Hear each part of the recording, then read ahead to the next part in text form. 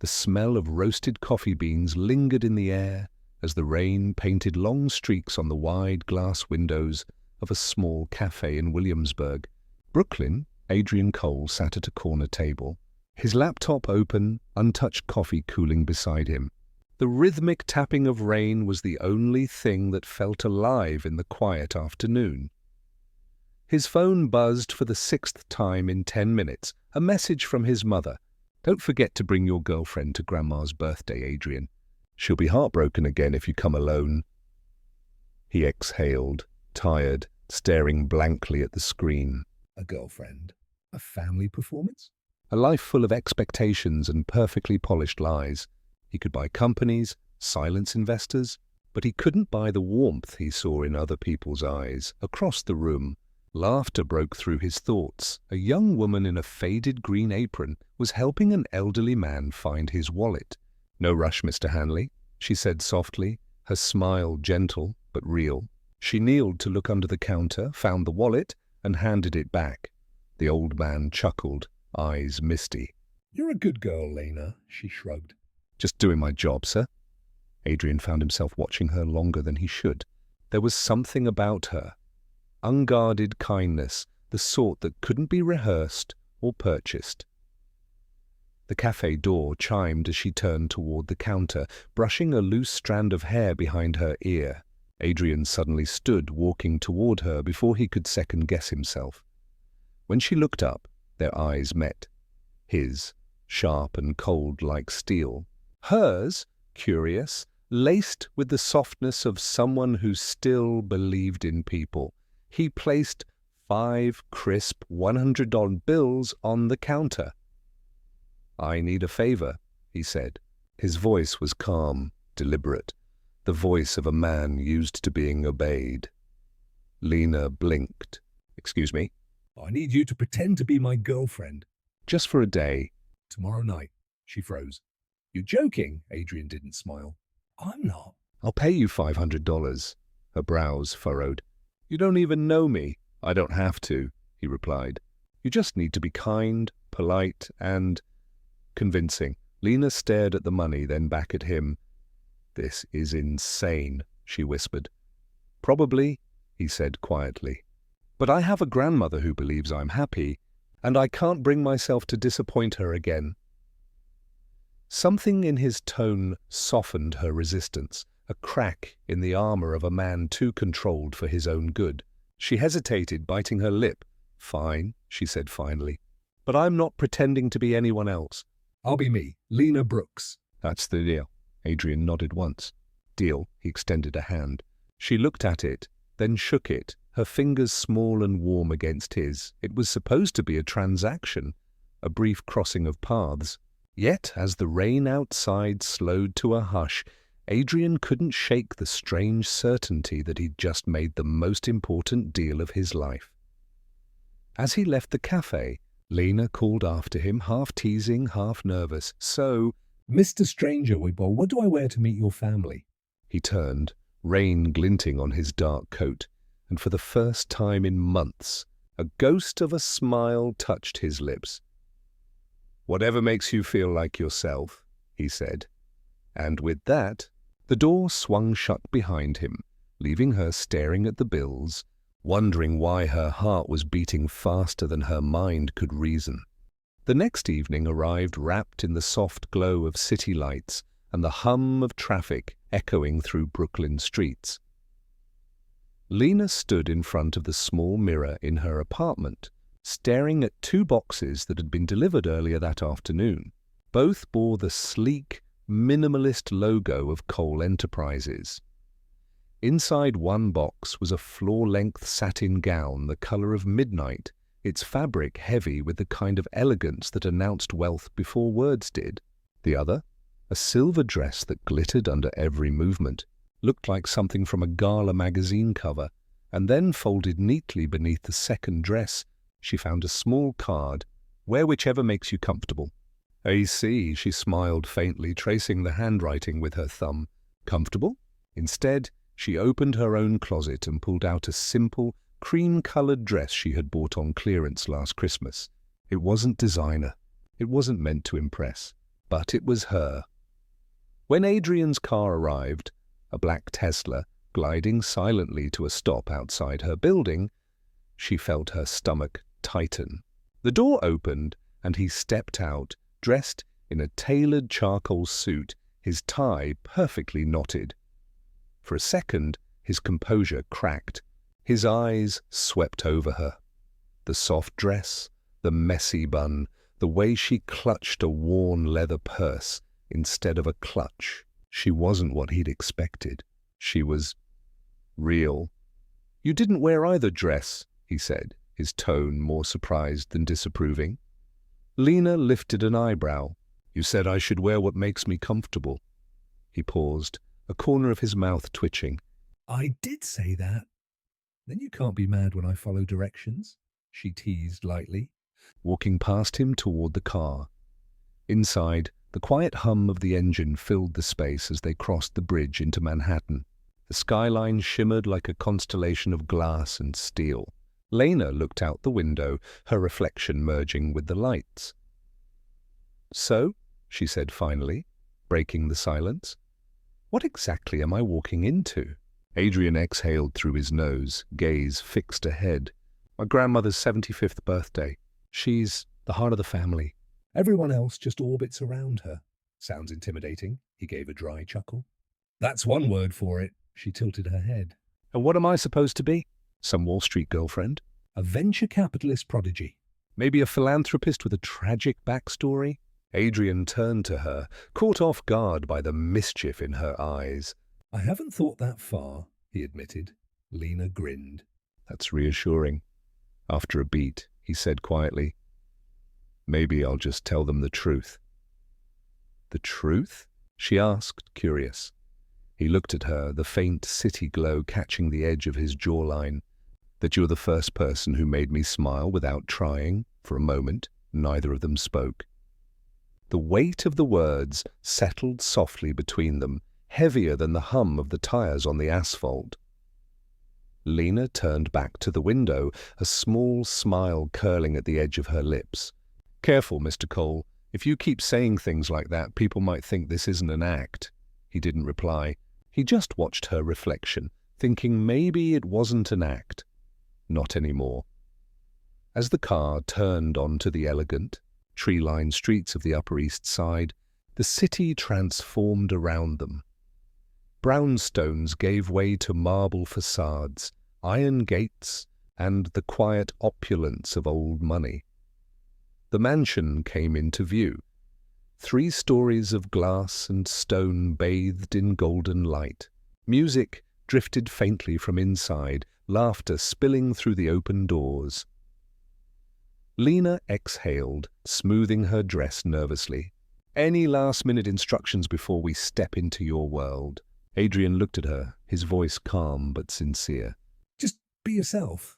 "That's all I need you to be," she smiled. Not the polite kind she gave customers at the cafe, but something softer. "Then you're about to regret hiring me." He almost laughed. "Almost. We'll see." As he led her toward the glowing entrance, the sound of the city faded behind them.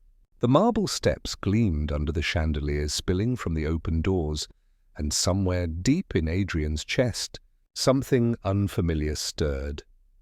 A quiet hope that this night might not be the lie he thought it would be.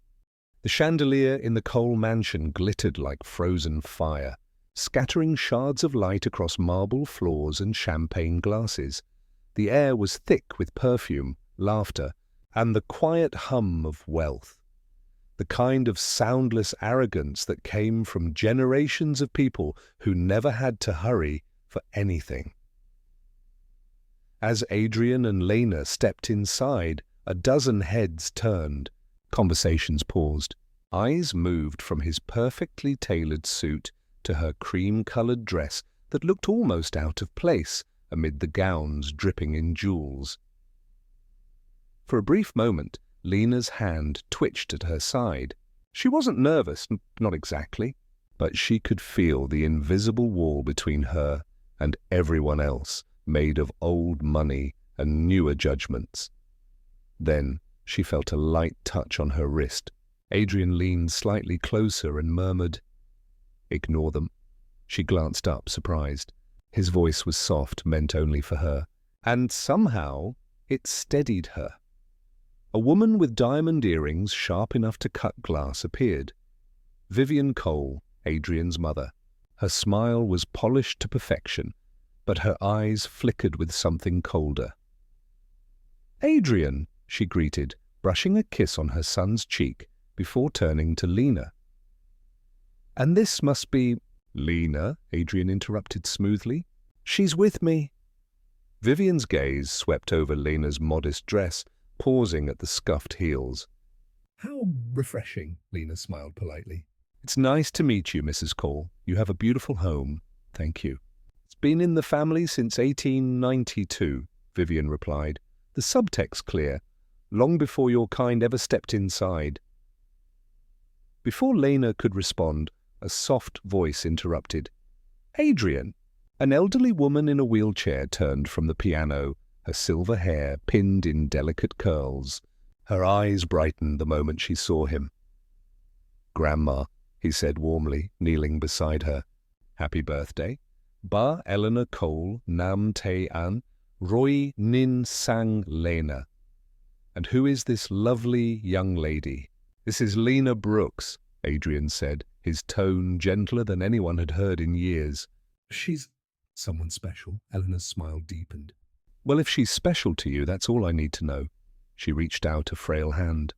Lena bent down, taking it carefully. "Happy birthday, Mrs. Cole," Lena said. "You have the kindest eyes I've seen in a long time," Eleanor chuckled softly. Flattery from someone honest. "I like that." The warmth between them was instant, like sunlight cutting through the formal chill of the room. Guest resumed talking, but several pairs of eyes lingered on the odd pair, the billionaire's grandson and the girl who didn't belong. Later, as the dinner began, Lena found herself seated beside Eleanor. They talked, not about money or politics, but about music, books, and favorite recipes. "You remind me of myself when I was your age," Eleanor said with a twinkle. "Except I was far less brave." "Brave?" Lena asked. "Yes. It takes courage to walk into a room full of people who think they already know your worth." Across the table, Adrian watched quietly. He had seen people charm his grandmother before, lawyers, socialites, even actresses. But Lena wasn't performing. She wasn't pretending. She was simply present. And somehow, that was more captivating than anything he'd known. Meanwhile, Vivian's whispered comments to a friend floated through the air like shards of ice. "Probably met him through charity work," she said. "Or maybe she's just another experiment. Adrian gets bored easily." Lena caught a fragment of it but didn't react. Instead, she turned to help Eleanor with her glass of water, her expression calm, dignified. That composure, that quiet strength, made Adrian's chest tighten. When the pianist began playing Clair de Lune, Eleanor insisted Adrian and Lena dance. Lena hesitated. "I don't think—" But the old woman waved her hand. "Nonsense. Life's too short for I don't think." So Adrian stood, offering his hand. "One dance, Miss Brooks?" Her lips curved. "Only if you promise not to step on my feet." As they moved to the center of the room, the whispers faded into the background. The chandeliers cast a soft glow on her face, open, radiant. She wasn't a guest or an imposter. She was simply herself. Adrian guided her gently, his movements surprisingly unguarded. "You're good at this," he murmured. "I used to practice with my grandmother," she said, smiling at the memory. "In her kitchen, not a ballroom." He laughed quietly, an unfamiliar sound even to him. "Well, your kitchen lessons are paying off." As the song ended, the room erupted in applause for the pianist. Not for them, but in that moment, Adrian didn't care. He realized his grandmother was smiling, not at the spectacle, but at him, at them. For the first time in years, Adrian Cole felt the walls around his heart shift. He didn't know what to call it yet. gratitude, admiration, or the beginning of something far more dangerous. He only knew one thing for certain. The lie had already begun to feel too real. The night unfolded in elegance. Champagne bubbling in crystal flutes, silver cutlery gleaming beneath the chandeliers. A string quartet played softly in the background as servers glided through the room with trays of hors d'oeuvres. Lena sat beside Eleanor, half listening to the polite conversations that swirled around the table, stock portfolios, vineyard trips, and luxury renovations. It was a language she didn't speak, and for the first time that evening she felt the faint ache of distance again. Adrian, seated across from her, caught the flicker of quiet in her eyes. He wanted to say something, anything, to pull her back from that invisible edge between two worlds. But before he could, a shriek cut through the music. A boy, no older than 6, had knocked over a teapot as he reached across the dessert table. Scalding water splashed across his arm. He screamed, high and sharp, the sound slicing through the laughter like glass. For a split second, everyone froze, stunned, uncertain. Someone gasped, another shouted for help. Vivian rose from her chair but didn't move closer, afraid of ruining her gown. And then Lena was already there. She pushed through the startled guests, kneeling beside the boy as steam still curled from the spilled tea. Her hands moved quickly, instinctively. She pulled a clean napkin from the table, soaked it in cold water, and pressed it gently against the child's arm. "It's okay, sweetheart. Look at me, you're okay. Breathe, just breathe with me," she said, voice calm, steady, a tone born from experience, not panic. The boy's sobs faltered. His tiny chest rose and fell unevenly, but his eyes found hers and clung to them like a lifeline. Someone murmured, "Does she know what she's doing?" Adrian had already moved closer, his jaw tight. "She does," he said quietly. Lena asked for ice and clean cloths. A waiter scrambled to bring them. The chatter had vanished. The only sounds were her measured instructions and the faint clatter of glass. "Not too cold," she warned, when someone brought a bowl of ice water. "You'll damage the skin. Just cool compresses, slow and steady." Eleanor watched with wide eyes from her chair, her hand clutching her chest. Not from fear, but awe. There was something magnetic in the way Lena moved, controlled, focused, almost luminous in her calm. When the boy's breathing steadied, Lena smiled softly. "You're a brave one," she whispered. "You did great." The child's mother rushed forward, tears spilling. Thank you so much." Lena shook her head. "Just make sure he sees a doctor soon. Second-degree burns can be tricky." "You sound like a nurse," someone commented from the crowd. Lena hesitated, then said simply, "I used to be a medical student." That one line rippled through the room like a quiet revelation as the crisis faded. The guests slowly resumed their seats, whispers replacing panic. But the energy in the room had changed.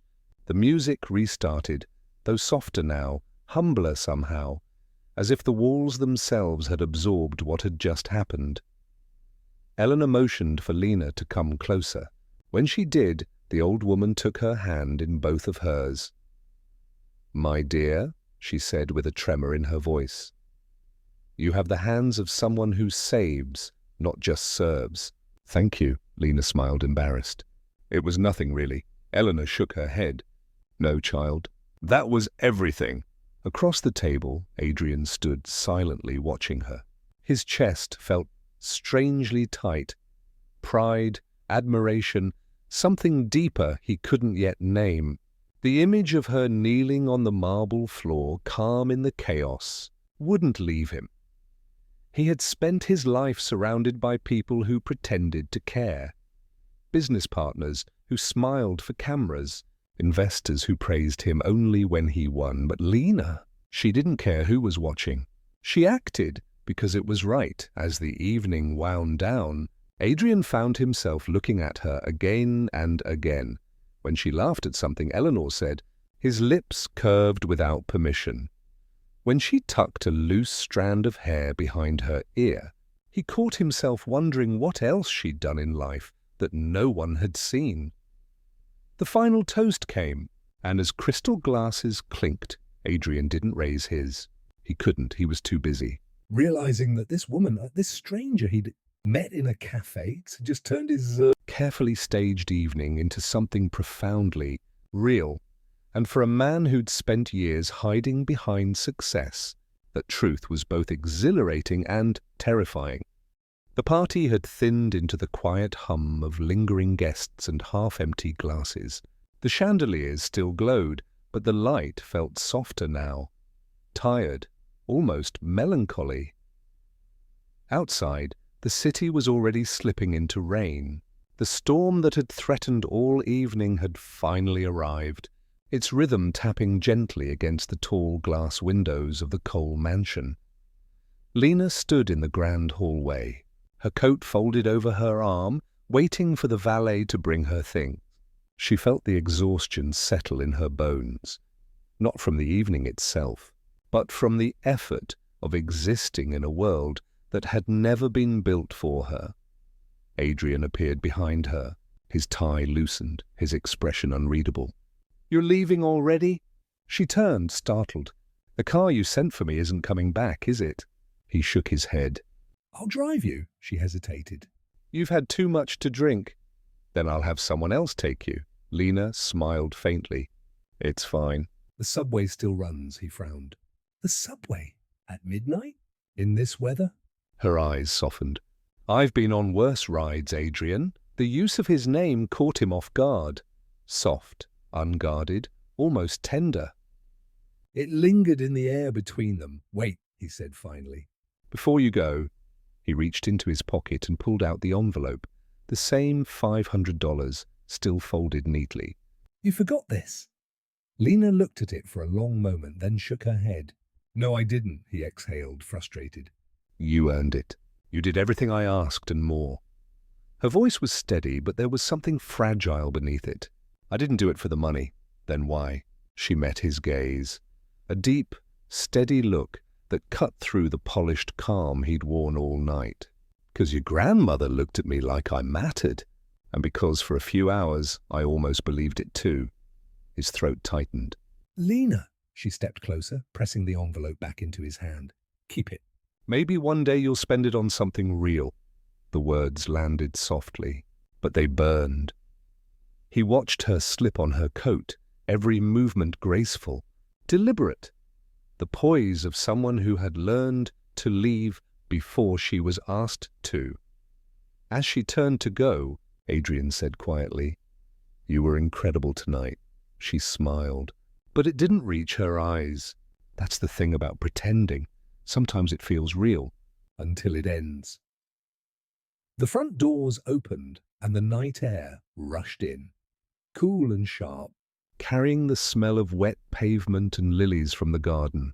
She stepped out into the rain without hesitation, her cream dress clinging to her as she walked down the marble steps. Through the glass, Adrian stood frozen. He could see her silhouette under the streetlight. Small, resolute, the rain tracing silver lines down her hair. Vivian's voice echoed faintly behind him. "Well, that was dramatic."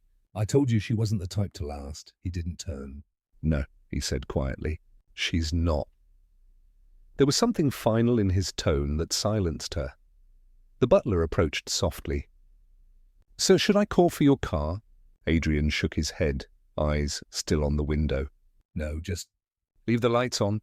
Outside, Lena paused at the corner, her shoes soaked, her breath visible in the cold air.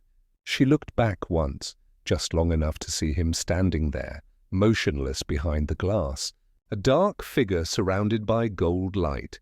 Then she turned away. The rain fell harder, blurring the street into reflections of amber and silver. A taxi slowed. She waved it down, climbed inside. The driver asked for an address. She hesitated before saying softly, "Anywhere with quiet." Back in the mansion, Adrian finally moved. He opened his palm. The envelope was damp where her fingers had pressed against it. He stared at it for a long time before tearing it open. The bills slid out, along with a folded napkin, the one she had used earlier to help the burned child. He hadn't noticed her slip it in. There was a faint stain of tea on it, and in the corner, in hurried handwriting, she had scribbled, "You can't fake kindness." It shows something inside him cracked, not loudly. Not visibly, but deep enough to make him sit down, chest heavy with something he hadn't felt in years. He looked out into the storm again, watching her disappear into the blur of the city, and for the first time in a long time, Adrian Cole felt small, painfully, beautifully human. He stayed there for a while. Long after the music had stopped, the house now hollow of laughter. The chandelier's light flickered against the window, casting his reflection beside hers in the rain. Two strangers. Two worlds. One moment that refused to end, and though he didn't know it yet, that night, the night she walked away, would become the beginning of everything real in his life. The rain had stopped by morning, but the city still glistened. Streets slick, windows fogged, the world washed clean, yet somehow heavier. Adrian hadn't slept. His penthouse in Manhattan felt colder than usual, all glass and silence, the kind of silence that didn't rest, only echoed. He stood by the floor-to-ceiling window, a cup of untouched coffee cooling in his hand, watching the city wake. He could still see her, Lena, stepping into the rain, her back straight, her resolve sharper than any words she'd left behind. He'd been through countless negotiations, mergers, breakups, betrayals, but nothing, not even losing millions, had ever made his chest ache like that moment when she walked away. On his desk, the napkin she'd written on lay beside his phone. "You can't fake kindness. It shows." He ran his thumb over the ink, the edges still faintly damp from the rain. The simplicity of it disarmed him. 5 words that dismantled everything he thought he knew about control. He told himself it didn't matter, that it was a brief encounter. That life went on, but by noon his assistant noticed he hadn't attended a single meeting. "Mr. Cole," she said carefully, "the board's waiting on—" "Cancel it," he interrupted, eyes fixed on his screen. He'd typed her name into a search bar. Lena Brooks, Brooklyn, NY, thousands of results. None that seemed right. No LinkedIn, no public records of employment at the cafe. He frowned. Narrowing his search.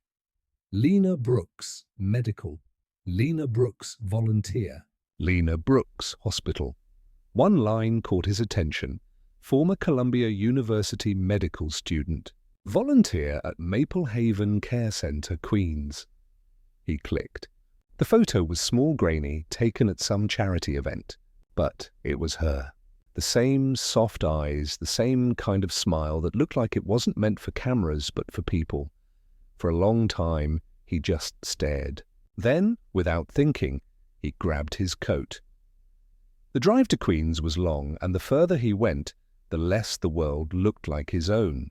The towers of Manhattan gave way to cracked sidewalks and narrow streets lined with small shops and tired brick buildings. When he finally reached Maple Haven, he parked across the street. The sign was faded, the paint peeling, but the garden outside was full of life. Flowers planted in old paint buckets, wind chimes made from recycled cans. He stood there for a while, hands in his pockets, unsure why he'd come. CEOs didn't show up unannounced. They sent people delegated, controlled. But this felt like something else entirely. Through the window, he spotted her. Lena was inside the common room, sitting beside an old man with clouded eyes. She was reading to him, not loudly, not dramatically, just softly enough that her voice seemed to wrap around the words. He didn't realize he was smiling until his reflection in the glass caught him. She wasn't wearing makeup. Her hair was tied up in a messy bun. A smudge of ink streaked her wrist, and yet there was more grace in that simple moment than in every gala he'd ever attended. An elderly woman nearby spilled her tea. Lena rose quickly, helped her clean up, and then laughed. A real laugh, bright and full. The sound hit Adrian like sunlight through fog. He leaned against the car, trying to steady himself. It wasn't love, at least not yet.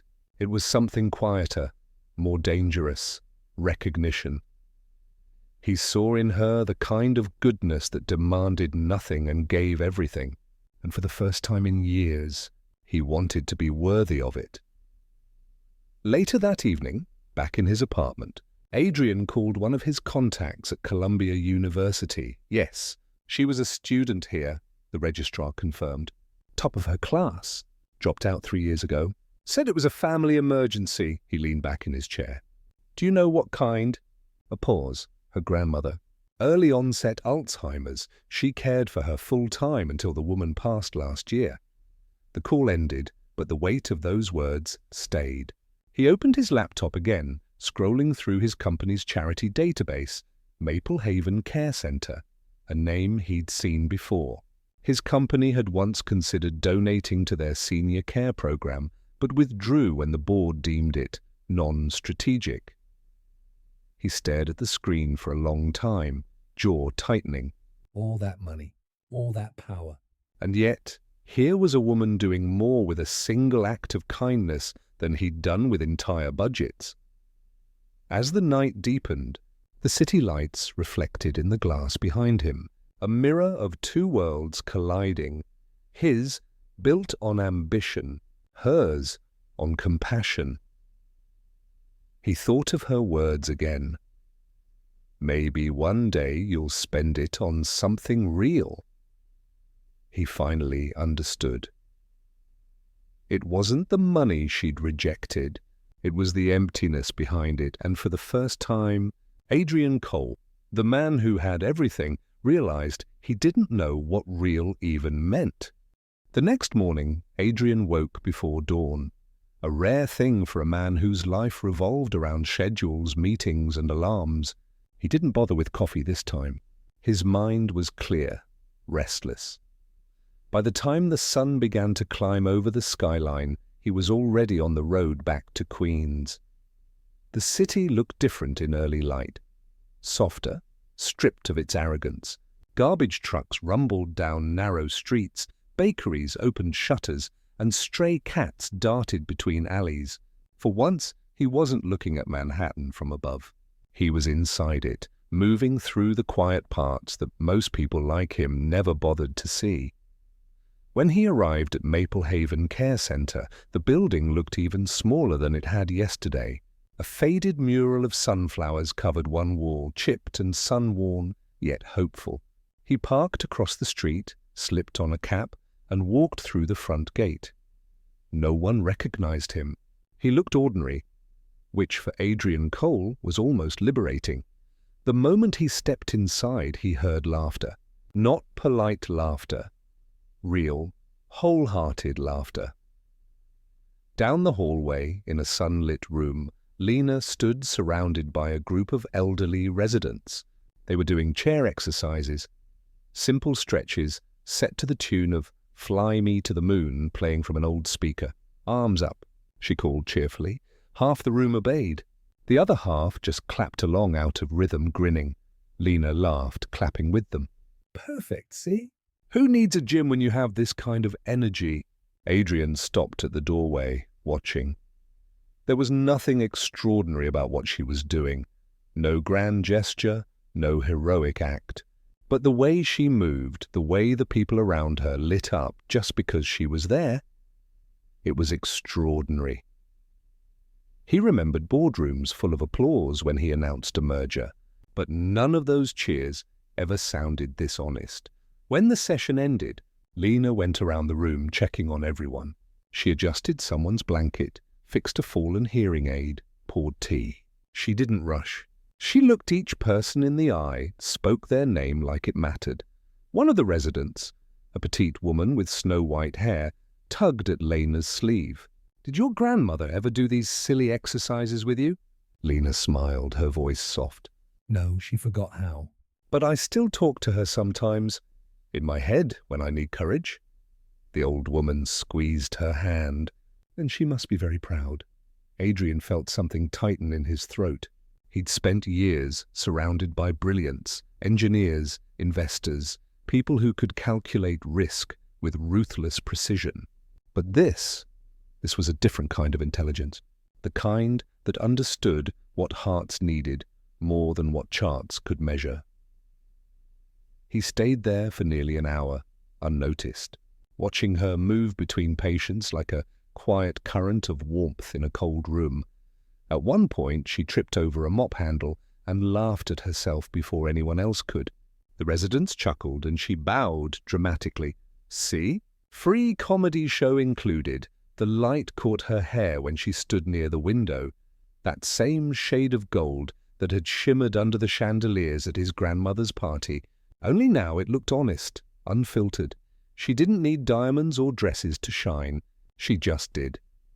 Eventually, Lena stepped outside to the courtyard, where a few residents were tending a small vegetable patch. Adrian followed quietly, hands in his pockets, unsure of what to say, or if he even should. She crouched beside a planter, brushing soil from her hands. The sun hit her face, and for a moment she looked peaceful. He envied that peace. Finally, he walked closer. She looked up, startled, then confused, then wary. Adrian? He froze halfway between apology and explanation. I didn't mean to. I just wanted to see how you were. Lena stood, brushing her palms on her jeans. "You came all the way to Queens for that?" He tried to smile. "It's not that far when you're already lost." She blinked, half amused, half guarded. "You're quoting something?" He shook his head. No, just realizing things. The silence between them wasn't awkward this time. It was heavy with everything unsaid, the rain, the money, the party, the look she'd given him before walking away. "I read about what you did," he said quietly. "Columbia, your grandmother." Maple Haven. Her expression softened, then closed again. I didn't want anyone to know. I know, he said.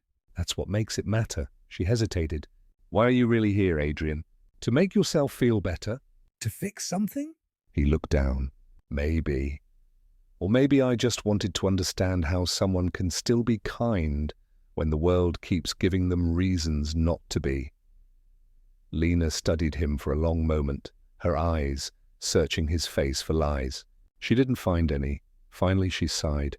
"You don't have to understand it. Just don't ruin it." He smiled faintly. That's fair. An old man from the garden called her name. She turned back to him, waving cheerfully. Adrian stayed where he was, watching as she knelt beside the man, listening to him complain about weeds overtaking the tomatoes. Her laughter rang through the courtyard again, Warm and real. In that instant, Adrian knew. He couldn't just walk away this time. He didn't want to. He wanted to stay, to see what it felt like to be part of something honest for once. When she turned back to look at him, he said quietly, "I owe you dinner." Her brow furrowed. Dinner? "For the napkin," he said, his voice low but steady. "For the reminder?" Lena crossed her arms, hiding a reluctant smile. You don't owe me anything, Adrian. He shook his head. "No, maybe not. But maybe I want to start owing people for the right reasons." She didn't reply, but she didn't walk away either. And that, he thought, was a start as he left the courtyard. Adrian glanced once more at the small garden, the laughter echoing behind him. He didn't know where this was going, or if it would even mean anything in the end. But for the first time in years, he wasn't thinking about results, only about moments. And right now, the moment he'd just witnessed felt more like truth than anything he'd ever built. The restaurant was small, tucked between two old brick buildings on the edge of the Hudson.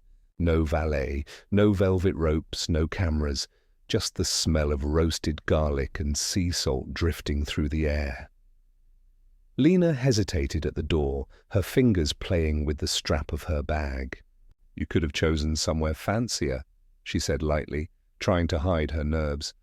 Adrian smiled, holding the door open. I've had enough of fancy. I wanted a place that doesn't ask for reservations or resumes, she raised an eyebrow. So a place where you can actually be a person.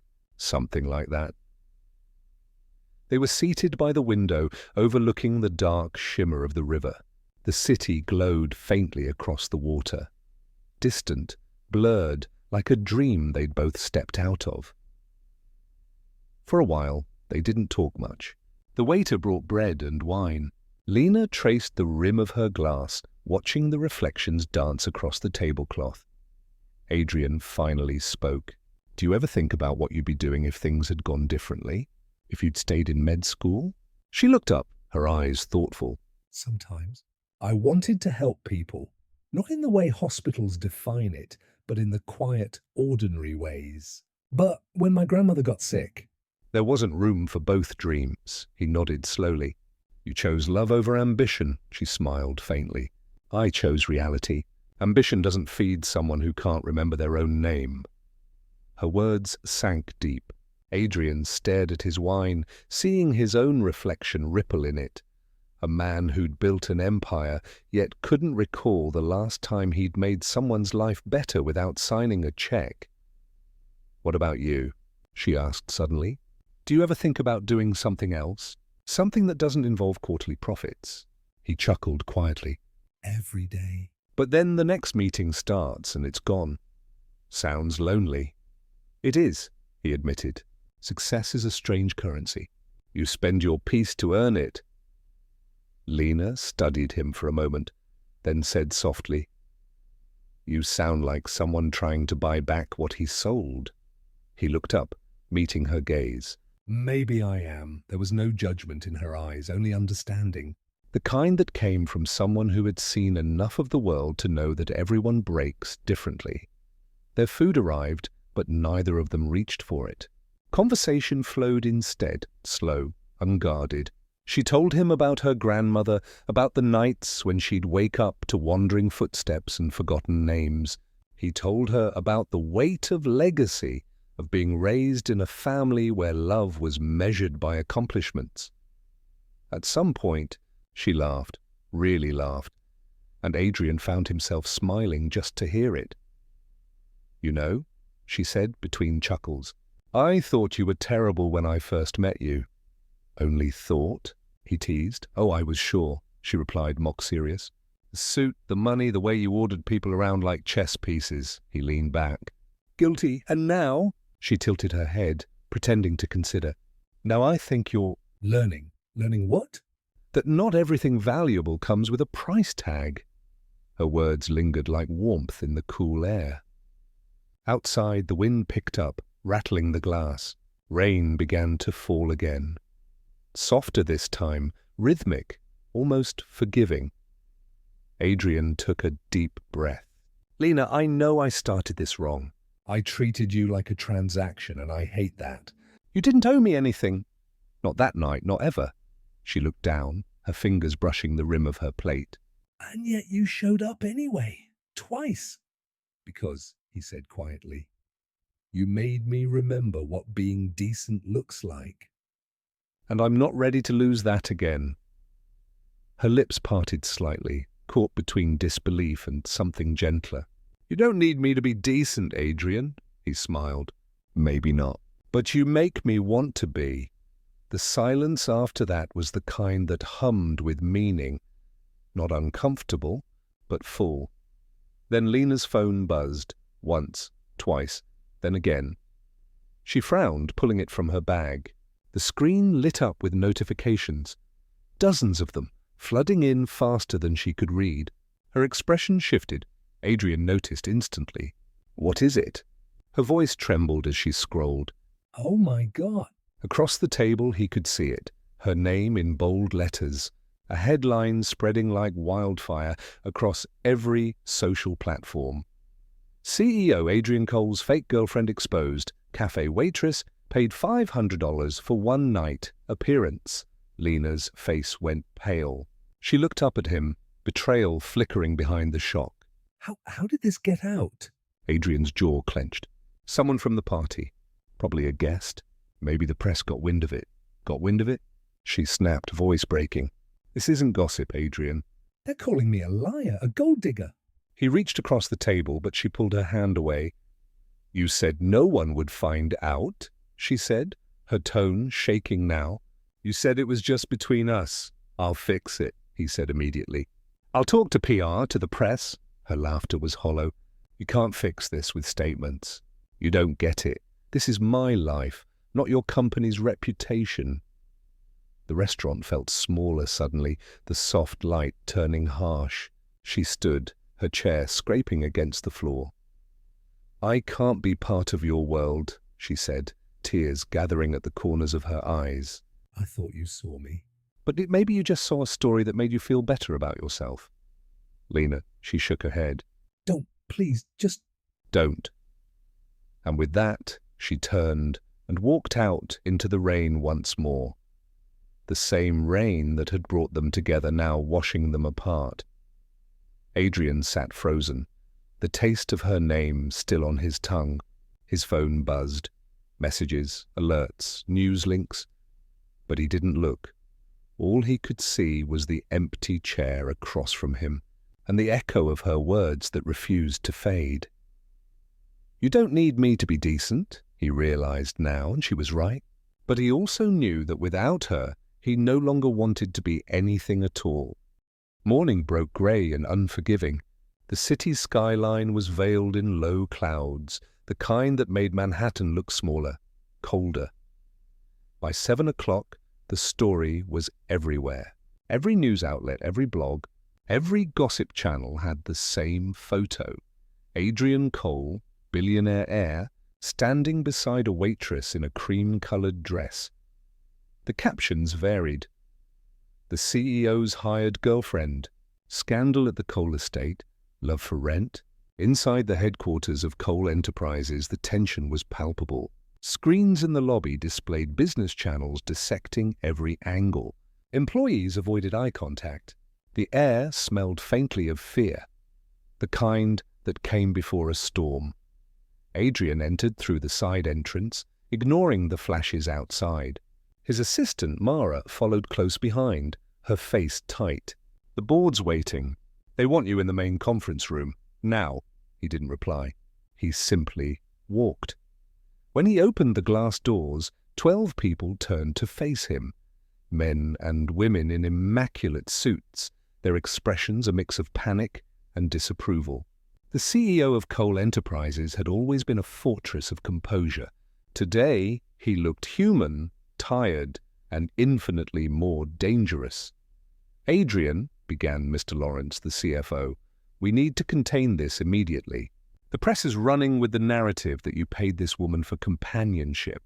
The shareholders are... I've read it, Adrian said flatly, taking his seat. Then you understand the implications, another board member interjected. We can't afford moral controversy, not after last quarter's merger. You'll have to release a statement clarifying that this waitress has no personal connection to you. The word waitress hung in the air like an insult. Adrian's jaw tightened. She has a name. Lena Brooks. Whatever her name is, Lawrence said impatiently. This isn't about personal feelings. It's about reputation, about stability. And what do you suggest I say? Adrian asked quietly. That I hired her? That she was nothing? The silence that followed was his answer. Vivian Cole entered then, his mother, elegant as ever, flanked by 2 PR advisors. Adrian, darling, she began in that deceptively calm tone she used before detonating. We've drafted a statement for you, something dignified, clean. It distances you from the incident. She handed him a printed page. He glanced at it. Mr. Cole regrets that a misunderstanding at a private family event has caused false assumptions. The individual in question was not associated with him personally. He read it twice, then folded it neatly in half. No, Vivian's voice hardened. Adrian, this is not optional. He stood, his shadow stretching across the table. You want me to lie? We want to protect what we've built, she snapped. He looked around the room, at the suits, the spreadsheets, the trembling fear masquerading as control. And what exactly have we built, Mother? A company that makes billions but can't stomach the truth for 5 minutes? The room went still. Vivian glared. You're acting irrationally. One woman, he interrupted sharply, saved a child at your party while everyone else froze. One woman showed more grace than this entire board combined. And now you want me to pretend she doesn't exist because she's inconvenient? His voice echoed in the high-ceilinged room, sharp and steady. No, I won't do that. Lawrence adjusted his glasses nervously. Adrian, think about the shareholders. They expect leadership, not sentiment. Adrian turned toward the window, the city sprawling beneath him. He remembered Lena's words. You don't need me to be decent. He smiled faintly. Maybe not.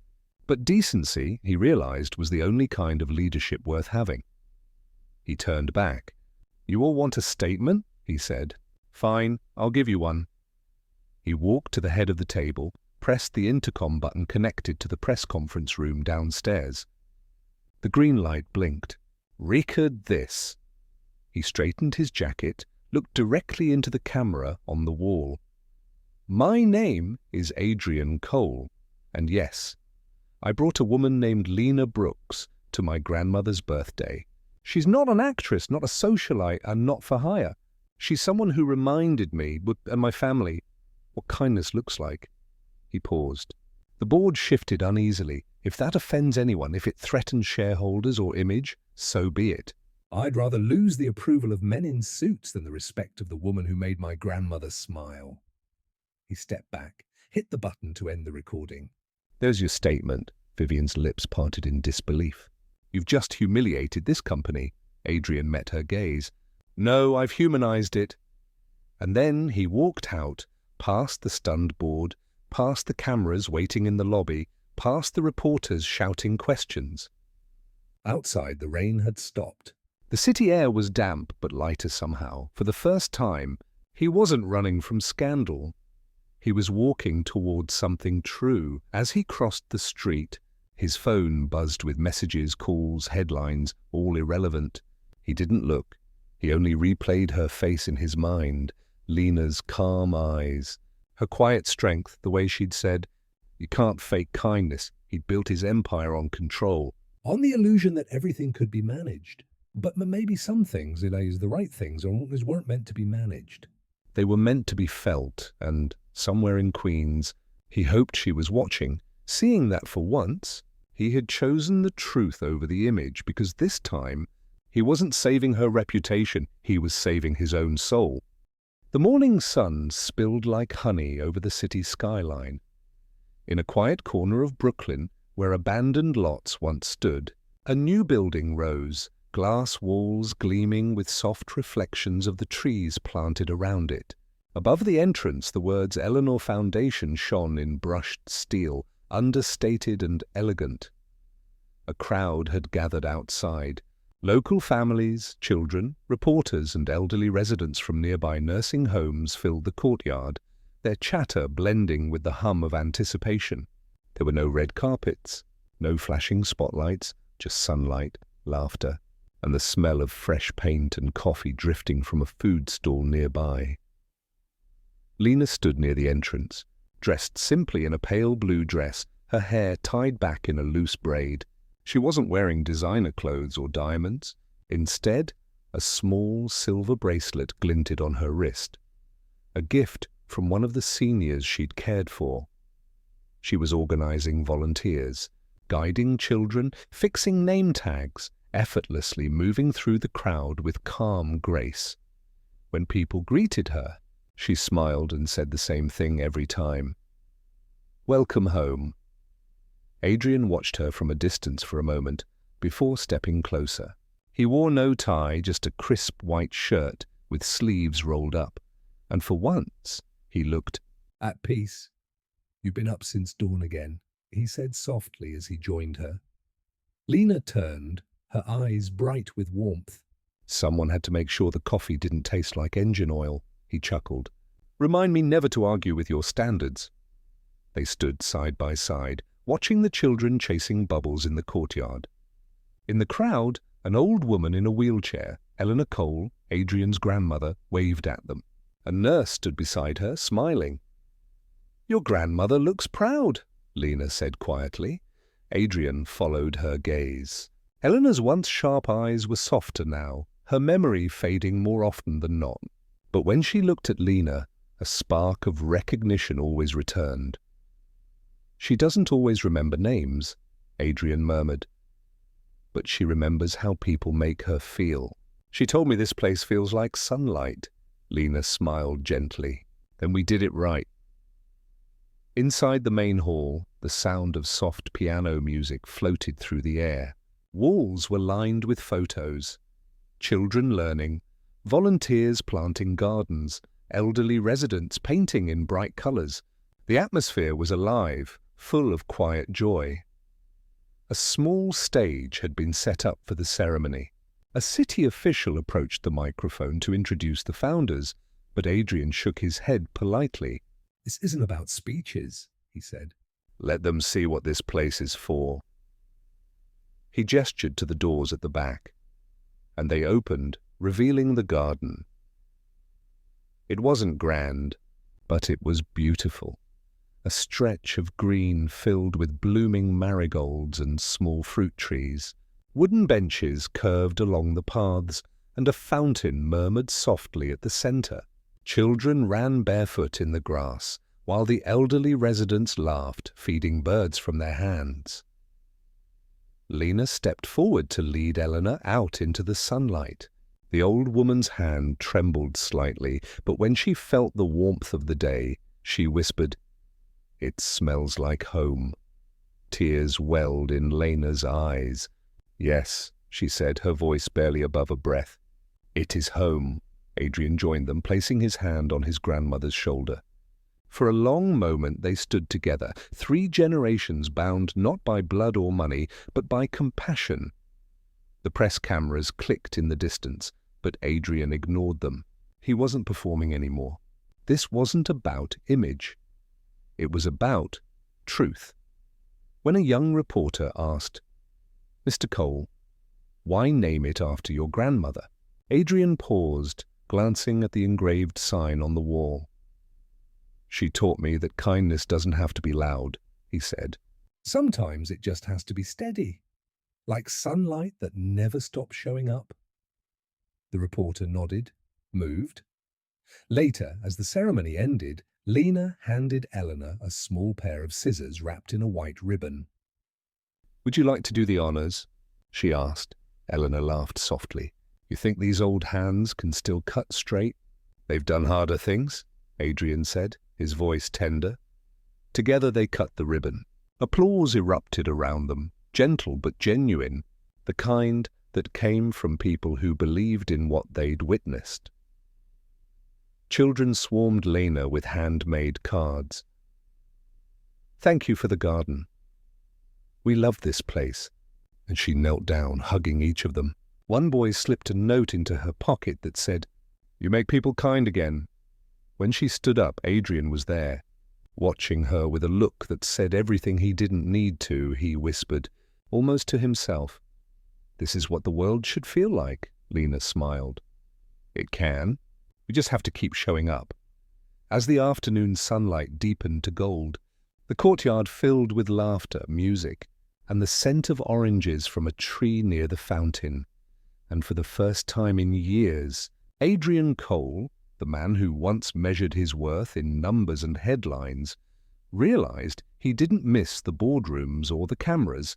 Or the noise. He had found something far rarer, a place that healed, a place that mattered, a place and a person worth staying for. The last of the guests had gone home. The courtyard was quiet now, bathed in the amber glow of the late afternoon sun. The banners still fluttered softly in the breeze, and somewhere nearby a child's forgotten balloon drifted lazily toward the sky. Lena was collecting empty paper cups, humming softly to herself. Her hair had loosened from its braid, strands catching the light like spun gold. Adrian watched her for a long time from the garden path. He couldn't remember the last time he had felt so at peace, just watching someone exist. When she noticed him, She smiled. Everyone's gone. You don't have to stay behind, you know. I'm not staying behind, he said, walking closer. I'm staying right where I want to be, she laughed, shaking her head. You always know what to say? Not always, he admitted, but I know what I need to say now. He gestured toward the garden, the one they had built together. Once just an empty lot filled with cracked concrete. Now flowers bloomed between the stones, and the small orange trees they had planted months ago stood strong, leaves shimmering in the sunlight. Come with me, he said. They walked slowly through the garden paths. The sound of their footsteps mingled with the soft rustle of leaves. Lena trailed her fingers along the low, wooden fence, pausing when they reached the center, the spot where she had planted the first seedling. I still remember that day, Adrian said quietly.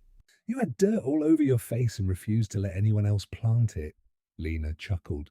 Because you were planting it wrong. You don't just drop a seed. You have to make it feel wanted. He smiled at that, then turned to face her fully. The air shifted. The breeze slowed. For a heartbeat, the whole world seemed to hold its breath. Adrian took something from his pocket. A small velvet box. He didn't kneel immediately. He just held it, looking at her with an expression that was both nervous and certain. When I met you, he began, his voice low but steady, I thought I was just hiring someone for a night, someone to play a part so my family would stop asking questions. Lena looked down, smiling faintly. You were a terrible actor, by the way. He laughed softly. I know, but what I didn't realize was that you were the real thing in a world full of performances. He opened the box. Inside was a simple gold ring, elegant and timeless. No diamonds, no flash. Just gold and sincerity. I don't need a perfect life, he said. I just need the person who makes it worth living. I don't choose you because you fit. I choose you because you're you. Lena froze, her breath catching. The sunlight hit her face, and her eyes glimmered like wet glass. Adrian, she whispered. You're serious? He stepped closer, his voice gentle. I've never been more serious. You turned a deal into a friendship into faith, and faith into something I didn't think I deserved anymore. Love? Her lips trembled. I don't have a fairy tale answer, she said softly. I'm just me. That's all I've ever wanted. He knelt then, the earth beneath him warm and solid. The children who had stayed behind with their parents noticed and began to whisper excitedly. A few elderly volunteers clapped quietly. The moment was unplanned, imperfect, and utterly real. Lena covered her mouth, tears spilling freely now. Then she nodded, voice breaking through a laugh. Yes, she said. 1,000 times yes. The small crowd erupted into applause. Someone blew bubbles into the air, catching the light like tiny orbs of magic. Adrian slipped the ring onto her finger and rose. For a long moment they just stood there, forehead to forehead, as the world fell away. From the open windows of the foundation, soft music drifted out, the same old jazz tune that had been playing in the cafe the day they met. Adrian looked at her, astonished. You remembered the song? Lena smiled through tears. I remember everything. He kissed her then, not passionately, not urgently, but gently, as if sealing a promise. Around them, laughter rippled, and the scent of oranges hung in the air. Eleanor, watching from her wheelchair near the garden gate, smiled. They finally got it right, she murmured to her nurse. The sun dipped lower, painting everything in shades of honey and rose. Adrian took Lena's hand, whispering, We started with $500 and a lie. But we ended with everything that's true. Lena leaned into him, eyes closing, heart steady.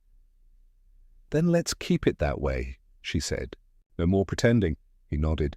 No more pretending, the final shot. 3 silhouettes in the garden. Adrian, Lena and Eleanor beneath the young orange tree, golden light wrapping around them. Children's laughter echoed in the background, And as the last note of jazz faded, the story ended, not with a grand declaration, but with quiet certainty they had found their forever.